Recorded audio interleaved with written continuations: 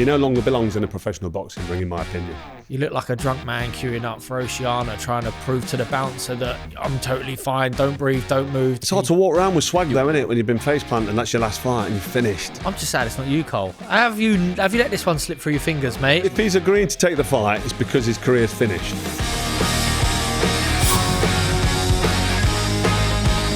Saturday night at Tottenham Hotspur Stadium, Conor Benn finally got his revenge. This is Split Decision in partnership with DAZN. I'm Wally Downes Jr, and a rivalry as tasty as that one deserves one to match. Carl Froch, George Groves. Thanks for coming in, boys. You're welcome, Wally. Good to be back. Carl, when we did the preview show, No Glove Lost, I asked you all, what was this fight for? No belts, no mandatories, and I think you said you didn't know either. Well, and to me, it played out like that. It was just for money and two fellas who didn't need to go to the well. Well, saying that, I mean, Conor really had a go, didn't he? Got in there, he showed a lot of intention and tenacity as well. He was bullish. He was on his front foot. He was trying to win. He looked like he was motivated. But I know what you're saying. Kind of the drive and the determination or the effort from Chris Eubank Jr. was that sort of poor that we feel like, well, there's no belts on the line, there's nothing at stake, which there wasn't. It's the legacy and the name, Eubank Benn, massive name, everyone knows who they are from the 90s. And, you know, the first fight was a great fight in terms of it was competitive and it was very entertaining. But the second one kind of didn't need to happen. Mm-hmm. It needed to happen for Conor Benn because he wanted to right the wrong. But in terms of anything new happening or what's it for, why have we got the rematch, it was a complete, just a cash out for Chris Eubank and more money in the bank for Conor Benn. I suppose if Conor Benn doesn't need to get out of second or third gear, George, when you go back to your corner, whether you're dealing with Mick Delaney or Rob McCracken, if you're coasting, you don't need to put the foot down, do you? No, yeah, you don't. You really don't. But it doesn't. I don't think. I felt like that was Conor's intention. Like if Conor could have got rid of him earlier, maybe he would have. And if they do box again, I think it would only be 3-4 rounds. Conor Benn will smash him up. Like it took confidence and experience each and every time because he's developing throughout his career. He's still young enough to do that. And I think even if it just come down to what happened in the last round, that's enough for Conor Benn to be like, it's a non-fight. And for me, as a spectator, I'll be like, if they go again, it is a non-fight.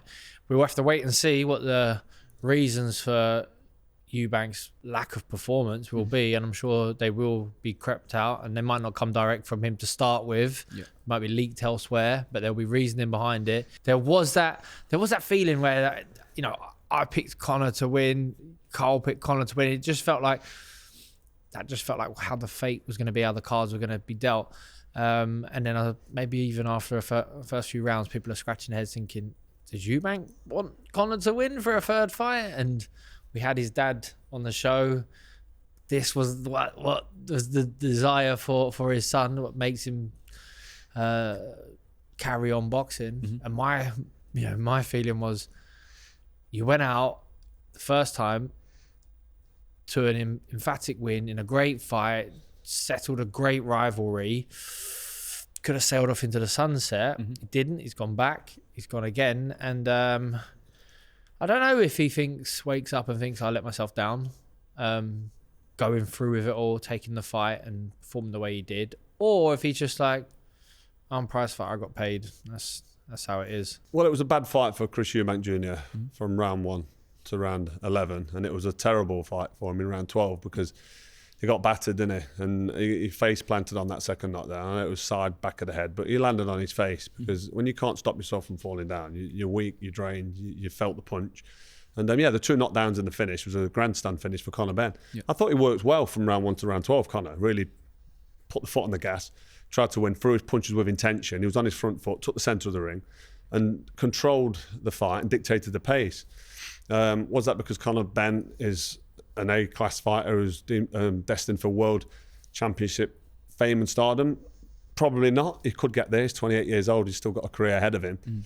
Or was that because Eubank Jr. was so bad? I think it was a bit of both. Eubank Jr. was terrible. Never really got going. First half of the fight, I thought he might be just sitting back, letting Conor wear out a little bit, tire him down, and then really step on it and really try and press it home. But it's always difficult to do that. So that would have been a terrible game plan. And that obviously wasn't the game plan because he never got going, never really answered back. He landed a couple of little shots, landed the odd right hand. he only had moments of success through the fight, like tiny little bits. He threw a couple of nicely timed uppercuts, but any shots he did land had no effect on Conor. Yeah. So that shows that Eubank didn't really have the power in the punches, but he didn't have any kind of desire or get up and go, and he didn't drive anything forward, didn't try anything. Why was that? We never got an explanation. He said he'd been through hell and back, or been to hell and back in the post-fight interview, but he never sort of elaborated on it. He didn't tell us that he was injured or he had a cold or he had a problem with the weight. He didn't say anything. So he was magnanimous in that sense, but the performance for the magnitude of the event was a real letdown, and it was disappointing to say the least. But I thought it was humiliating because he got whooped in such a bad fashion that to look back now on that and see that he got face planted in the last round and outboxed by a guy 2 divisions lower than him, and all this, I'm dead at the weight, which might come out later, and he's really struggling at 160. We'll step up to 168 and see what happens to you. You're not big enough for 168. Fight any of the champions at 160 and see what happens. We talked about Eubank being all about the money. Of course it's all about the money. He was calling out Canelo Alvarez, Terence Crawford. He mentioned Gennady the Golovkin at one stage. Swerved the Golovkin. He did swerve it. Brook get beaten. Exactly. So he's been in a position to take these big fights and put his money where his mouth is, and he's never done it. So he's been cute. He's been clever in terms of getting paid.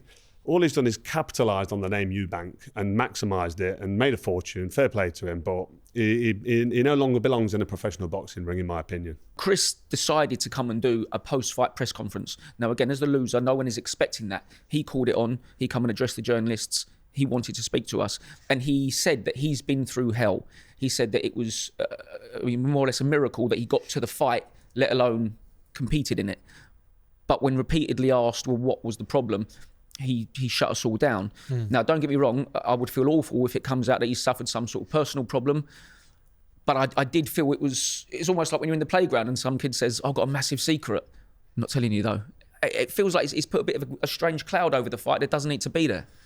Yeah, no, exactly. And I think that's always been with Eubank now for the last 5 years. I remember, speaking to people within the Eubank camp, Ben Shalom saying, you don't know what you went through. This was before the first fight. Yeah. I was like, I thought it was going to be a lot easier than it was for him in the first fight. He's a lot bigger than Conor. He's got more experience. He's like, no, you don't know what you've been through. Okay, cool. And then this time, as Carl says, he was fragile. Yeah, he was weak and he was fragile from the get-go. And a shell of himself, a shell of a fight. And I thought Conor Benn boxed really well. Yeah. I bumped into Conor Benn at his gym. It was Wednesday of fight week. Fighters, I'm sure you can't help yourself. You're like, and you want to say, this is what you want to do, Conor. You know what I mean? It's like, I'm not going to trample on what you've done the last 12 weeks, maybe the last 3 months, because so you have to keep saying, but 12 weeks is 3 months. What am I on about? Well, yeah. But all I said was like, just don't get too close, man. Like, give yourself. I know technically on paper he's bigger and longer, and usually the smaller guy has to get close, but you give yourself room to. And he was already nodding along, and that's exactly what he did. And I thought he boxed brilliantly. There was head movement the entire time, loads of feints. When he did strike, he would step into range quick. He would cover that distance quick. And as Cole says, he did get caught, Conor Benn, a lot of the time, because he's not the finished article yet, and I'd love to see him improve. But he did get caught quite a lot from Eubank, especially, Eubank would try and shoot with a quick counter. He would land right hands, but there was nothing on him because Conor didn't once show any effect from any shots landing from Eubank. Now, in the first fight, there was the odd time where you thought Conor was getting caught and maybe getting hurt, but that might have been fatigue because that was such a physical fight. This fight, he was in first gear the entire time. And for him, he just keep finding out more and more, maybe about himself, but definitely about Eubank and about their rivalry, to the point where in the last round, Eubank, he goes down face first, as Carl says, and he, to me, looked frail. Yeah. You see an old man trip, that down the high street, they fall in a particular way, they can't protect themselves, and that was what you see it time and time with fighters.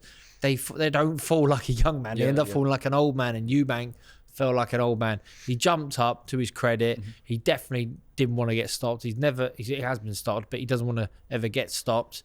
And, he looked like a drunk man queuing up for Oceania, trying to prove to the bouncer that I'm totally fine, don't breathe, don't move, don't. And I was disappointed with the way he handled the press conference, because when it suits him, he will be very open about his life and his, his family and his situations outside of boxing. And now, at the end of your career, if you can't, if you either want to open the door or not, you should have said nothing. The weight definitely affected him because he couldn't perform. But why didn't that happen in the first fight? But then 6 months on from the first fight, at 36, believe it or not, you don't recover. You leave a part of you in that ring when you have a life and deather. And he had that in the first one, and he made sure and he sealed that. That was why it would have been nice to see him sail off into the sunset. But you're not going to turn your nose up at another, what was it, 8 million quid for a rematch? You're going to take it, rolled the dice, but the performance was shocking. It was so disappointing. It was a disappointing performance. And that's not raining on Conor's parade because he did what he had to do. It was a good performance from Conor. Maybe you wanted more, maybe you wanted to see the stoppage, but maybe he hasn't got that in him to stop the guy that's naturally bigger than him who's survived. And, Eubank Jr. is not just a wet lettuce in there fighting on total empty. He threw some good counter punches. He was quite well poised on the outside, looking for the counter. He just wasn't good enough. And maybe something will come out. Maybe the excuses will start to roll later on, or you'll hear a word around the campfire, or something will slip out that this or that happened. But for me, there's no excuses. It is what it is. We saw what happened in the first fight, and we saw what happened in the second fight. And for me now, that's the book closed on that chapter. And Conor Benn, for me, the reason you say I'm a Conor Benn fanboy now, I'm not, but I like the fact that he means business when he's in the ring. He takes the sport serious. I don't think Chris Eubank does. He just wants paying. And he's been paid, and I don't think he's arsed. I really don't. He should be, because when he looks back at that, and his kids look back at that, they're going to see highlight show reels of him getting face planted and battered. And he's got to live with that. Do you know what I mean? The making of Conor Benn will be now, because So he's been spoiled with these two huge fights. His fame and fortune way exceed what he's achieved in boxing, but he always comes across as a guy who wants the respect of his peers and maybe the boxing fans. So he wants to win world titles. He has to.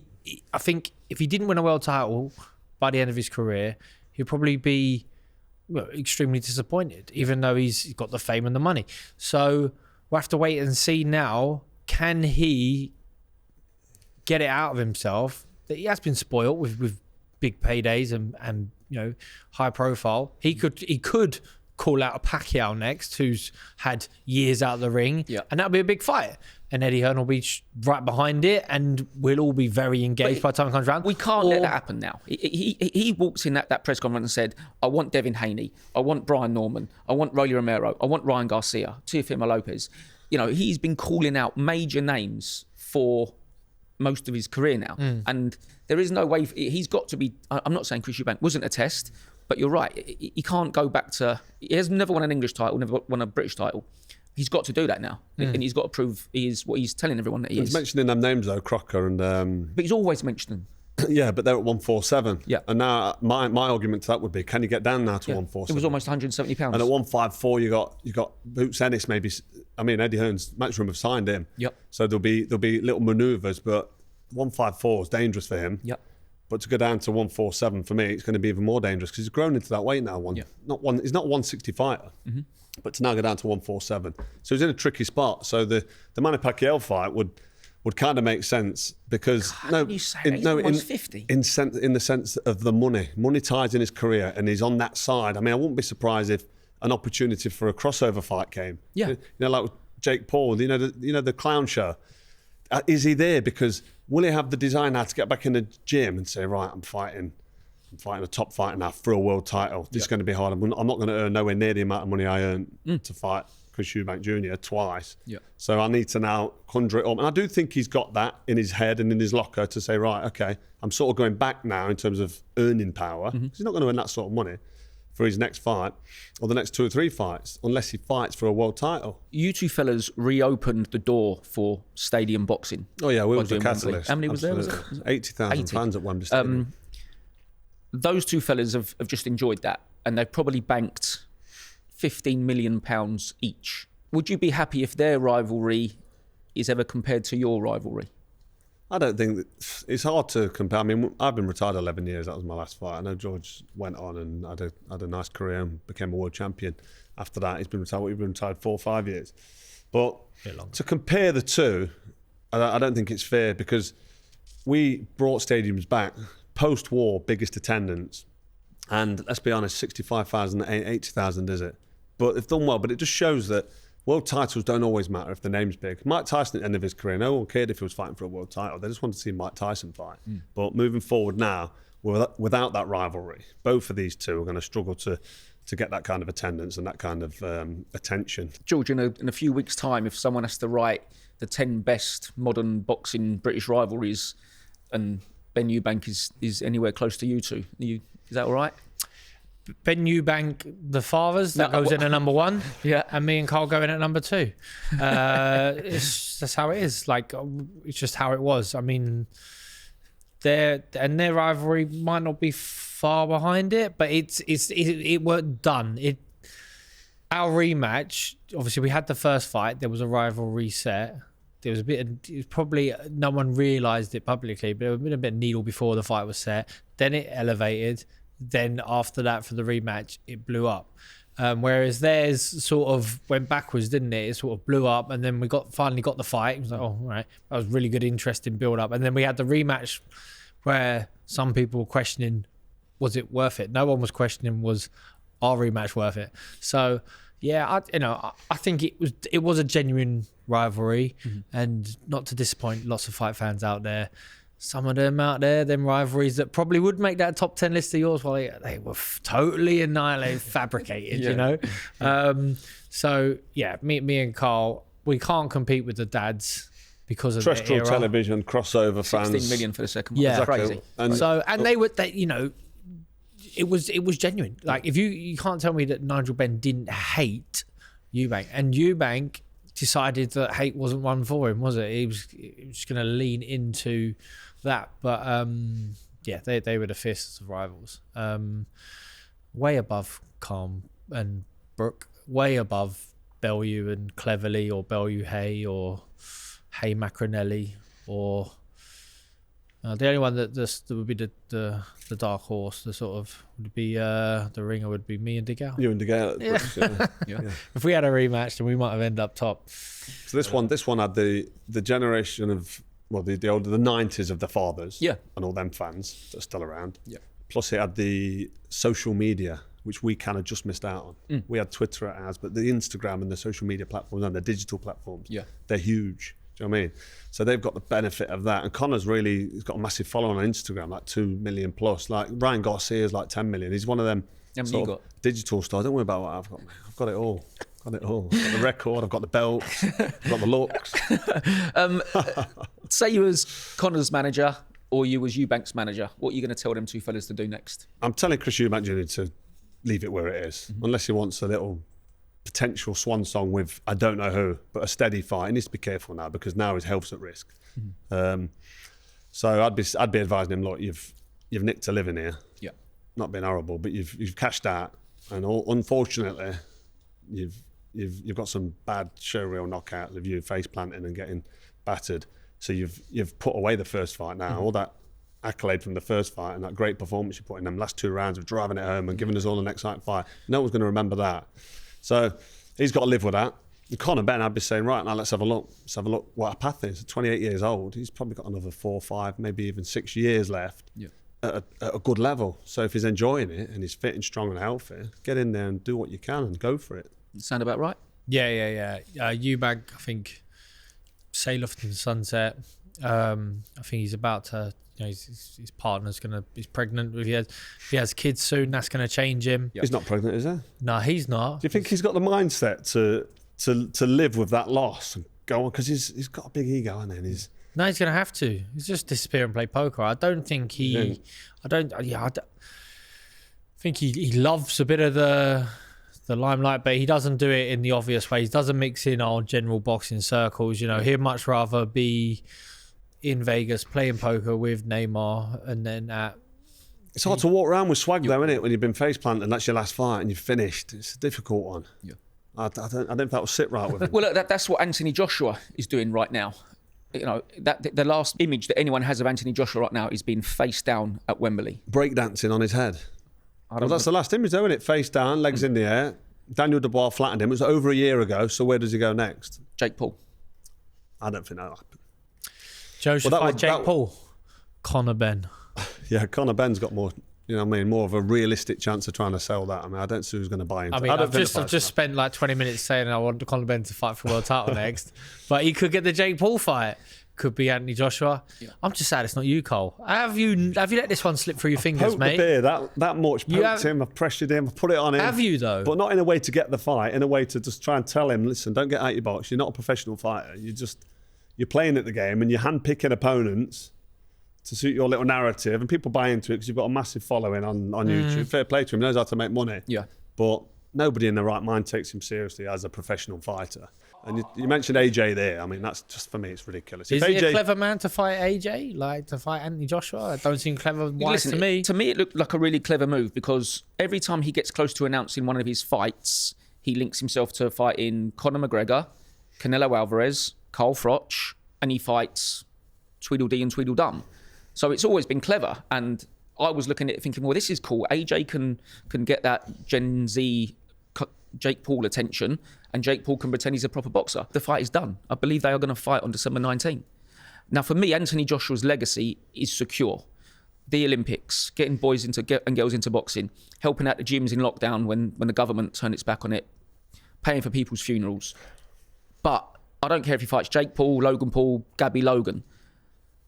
But I know that a lot of boxing fans will think this is a massive stain on his career and a bit of an embarrassment. Now, you two have done it. I'm sure you would both fight Jake Paul tomorrow, wouldn't you? Yeah, but we're both retired, and we'll be looking at it saying, still an easy fight because he can't box, he's useless. So it's risk reward, minimum risk, massive reward. So of course we'd fight Jake. No, but you say that, it's a big risk, Carl. Big risk. I'm not having that. Big risk. If you don't go and annihilate him in the first 30 seconds, it's fixed. Can you right, it's fixed? Oh, he's pulling him round. Yeah. He's talking about me fighting him though. So would you think that was fixed if I didn't go and annihilate him? 11 years retired. I think that's the point George makes. He always has a little dig and says, say you go out there and it's a tough fight for you. You can say, well, what would you expect? I haven't boxed for 11 years. But then it's like, it's hard, isn't it? It's hard. Do you want that? Nobody thinks any less. You've got the best ending. Yeah, I've got your career. Definitely. So, nobody thinks any less of Mike Tyson because he lost to Jake Paul. He was 58 years old. Yeah, exactly. So he's in hospital a week before. Snap been retired 11 years, and I'd still go in there, in my opinion, and whoop him. I don't think it'd be hard at all. Mm-hmm. So listen, he won't fight me. He's pretending he don't know who I am now for a start. So he's thought. How can he not know who you are? Froch means business. How can he not know? International suits. So the fact that Anthony Joshua is going to do this at 36, if he's agreeing to take the fight, it's because his career's finished. Which I said over a year ago when he got flattened by Dubois. I said he's finished. The only thing he can do now is try and make some more money that he probably won't be able to spend. But that would vindicate my opinion on the fact that his career is over if he takes the Jake Paul fight. But I don't think the fight's happening. Well, Turki Al-Sheikh said on Saturday night, Anthony Joshua will fight in February in Saudi, and then there'll be the biggest fight ever, which would be him and Fury in September. But if could AJ fight Jake Paul in December, an easy one in Saudi in February, and Fury in September? Is Fury going to come out of retirement? Who's the easy one in Saudi? And the Jake Paul fight, for me, it's not happening. And we was told, like you're saying, we've been told it's happening, I've got the date. We was told that he's fighting Gervonta Davis. And that fight never happened either. Yeah.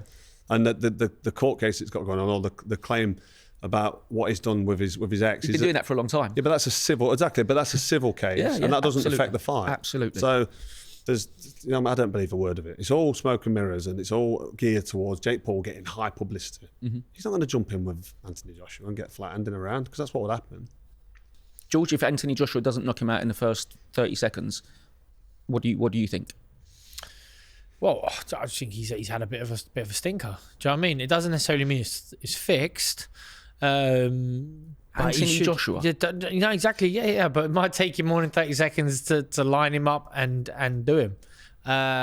It doesn't excite me at all, really, because it doesn't feel like a fair fight. Yeah. And I think the longer Anthony Joshua's leaving it, maybe the more likely is that the best option for him is to not box again. But whether that's the case or not, who knows? You think if he's going to fight Paul, a warm-up fight in February, and then box Fury in September next year, well, what's Fury going to do? Yeah. He's going to want... What's the news with Fury? Fury ain't going to spend would that be? Would it have been 2 years out of the ring and then come back and go, I'll fight Joshua? Yeah. There's got to be more to it. And is that something to be really excited about? I wanted it to happen now, really, because the longer it goes on, if these two don't fight, I only want to see either of these two fight. Not see can they come back and win a world title one day. No, I just want to say, well, who was the best out of these two? Let's see if they fight. If Anthony Joshua retires, having never boxed Wilder and never boxed Fury, but having boxed Jake Paul, what does that get him a Hall of Fame ring? Wally? That's what Carl's thinking. But you say, like someone said the other day, was it you? Was it on here? Was it someone else? Does Anthony Joshua get in the Hall of Fame? And straight away you're going to go yeet, and then you go, hold on, well, who have you got to beat to get in the Hall of Fame? And he was top of the tree. It felt like for so long and dominant, but didn't fight Wilder, didn't fight Klitschko, didn't fight. I did fight Klitschko at the end. Sorry, yeah, that was his best win. But didn't, yeah. And Klitschko was an old man. Fury had done it 18 months earlier. Yeah, exactly. So that's if that's your best win, it don't get you a Hall of Fame career, does it? So and then the way he got flattened at the end of his career kind of tarnishes it. Yeah, unfortunately. I think the best thing that Joshua could have is a fight with Fury soon. But he's in the business for free money. Take the Jake Paul fight. I'm so sorry for Carl. I thought it was going to be you, man. I thought it was going to be Carl. Right, that is it. That is the final bell on split decision. A massive thank you again to Carl Froch and George Groves. Remember, you can catch all the biggest fights live on DAZN and stay on top of every twist in the boxing world right here on Sunsport. Don't forget to like the video, subscribe to Sunsport's YouTube channel, and never miss a punch. Hopefully, we'll be seeing you two to preview Anthony Joshua and Jake Paul very soon.